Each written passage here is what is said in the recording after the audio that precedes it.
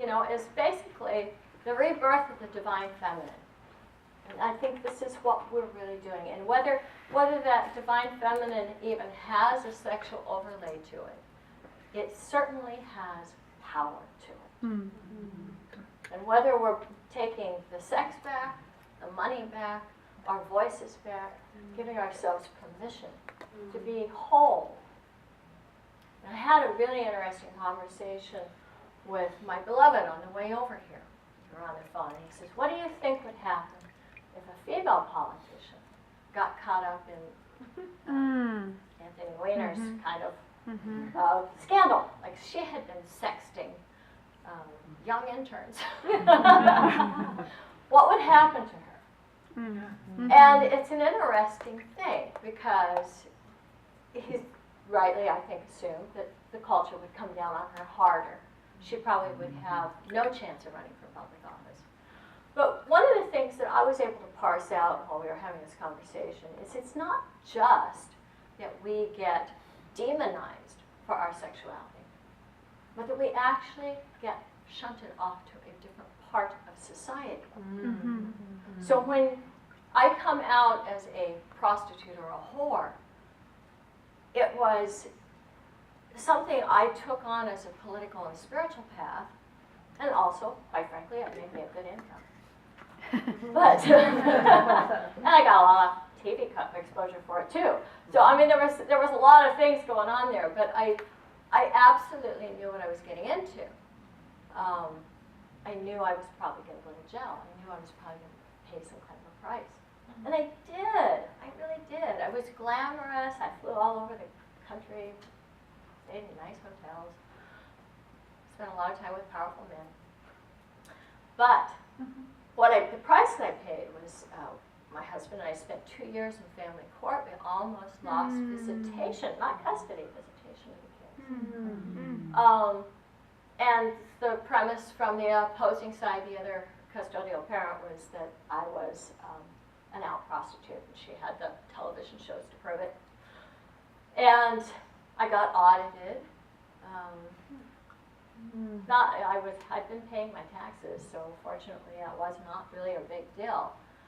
Then I got arrested, and that led to an eviction. I don't know if you know this, but in the state of California, a known prostitute has to be evicted. Oh. Now I ask you, what makes you a known prostitute? In the state of California, all you have to do is get an arrest. This is before you ever go to trial, before there's ever a judge. You're going to get evicted. And the reason is because the landlord risks a felony charge of pimping and pandering if he allows you to stay in the apartment building. So that happened to me too. Fortunately, I was married, we had a house, it was not a big deal, but it was humiliating. They put my name on the door with 5 pages of prostitution charges. So that we have a real reason for our reticence to really embrace who we are and to speak our sexuality and to live our sexuality and to show it and to flaunt it. There's real reasons. I think it's that past life cellular memory of being burned at the stake. But it's also here right now. You can lose your children. Happens to sex workers all the time. You can, basically the custodial parent, the parent that wants to take the kids away, that they make a case and that's it. You can lose your job. There's all kinds of women who have come out as sex workers because it is now kind of becoming popular. I used to be a stripper, I used to be an escort, now I'm a school teacher. And and we laugh about that because we're still not able to see that that's just a profession. People change jobs all the time. We wouldn't laugh if she said, well, I was a maid while I was working my way through college, and now I have a teaching degree and I want to teach your children. Great, good. Well, I danced as a stripper and now I want to teach your children. No. So what that really says to me is that when we become perceived as being fully sexual and fully empowered, we're over here in the bad girl camp. Mm-hmm. And we lose our status as human beings. Mm. One of the things I encountered a lot in the colleges and universities that I've talked to in the last 20 years is students who are very adamant about the fact that prostitutes don't deserve protection of the law. They're breaking the law, and so if they get killed or raped or robbed, tough. And I don't know how many of you are aware of the International Day of Remembrance, but December 17th, sex worker rights activists remember those that have died. Mm. What does that have to do with you? It's an unspoken threat. It's an unspoken threat that if I go too far, this is possible fate for me. Mm. And you combine that with that memory that you have of witches, and think about how they persecuted the midwives too. The midwives in the 90s, 80s, and 90s. Any time we have taken this power that we originally had back, the hammer comes down.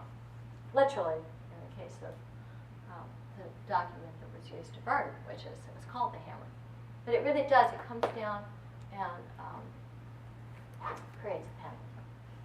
So what I'd like to do, and I know that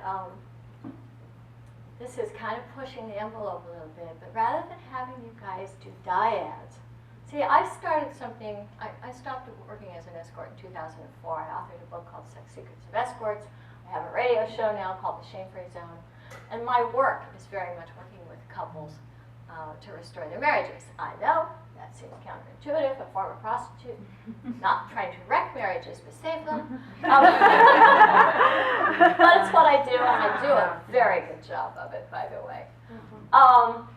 What I'd like to do is part of the extension of the shame-free zone is to invite those of you who are feeling like it to share with the group. I'm more interested in us getting a group interaction because it's about bringing that out of the shame, you know, out of the closet.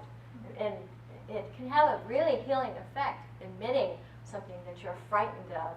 Or maybe the first time you realize, maybe I shouldn't say that, or maybe I shouldn't wear that. Just to kick things off,